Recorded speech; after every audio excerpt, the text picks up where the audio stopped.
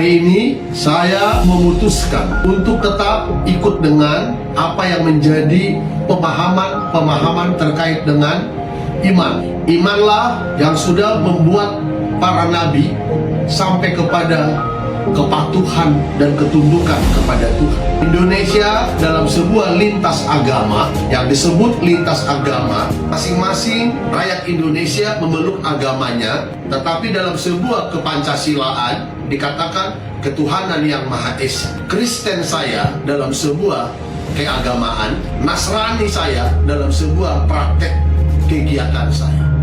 Harap dipahami, Indonesia bisa berubah kalau jujur aparat penegak hukum dalam tugasnya. Indonesia bisa berubah kalau advokat jujur dalam pembelaan. Jujur seperti apa, Pak? Advokat dalam pembelaannya.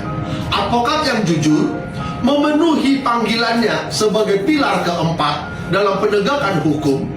Indonesia dalam konteks kompleks permasalahan, Indonesia juga harus kompleks dengan beragam pemikiran.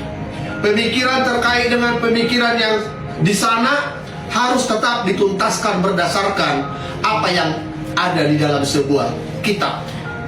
Baik itu KUHP, baik itu KUH Perdata, semuanya harus berdasarkan mekanisme prosedural hukum yang dibenarkan menurut undang-undang.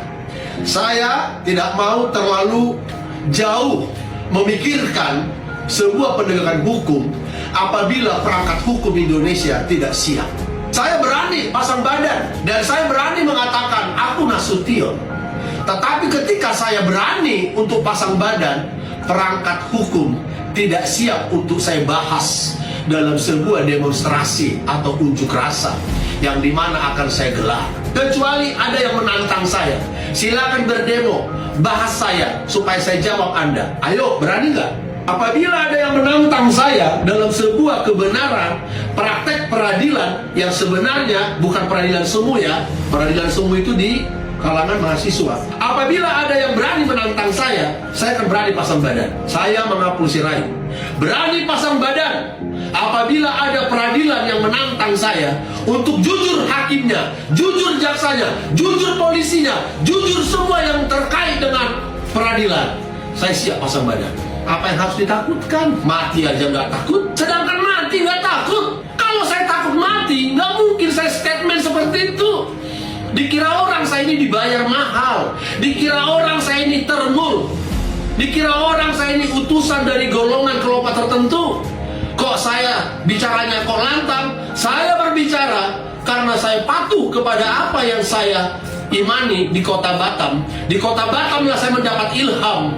Lalu saya balik lagi ke kota Bekasi, saya dirikan perkumpulan Periset Kebenaran Nasional sebagai wadah perkumpulan pemerhati penegakan hukum, narapidana, sosial masyarakat, serta pemantau dinamika pembangunan di segala bidang ekonomi, sosial, politik, hukum, ajas Pancasila.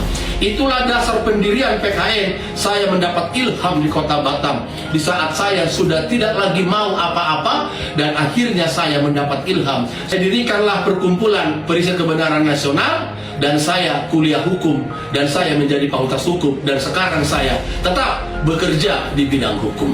Nasionalis saya dalam sebuah ucapan, tapi Kristen yang saya yakini, nasionalis dengan agama boleh bersatu dalam sebuah niat untuk menolong banyak orang.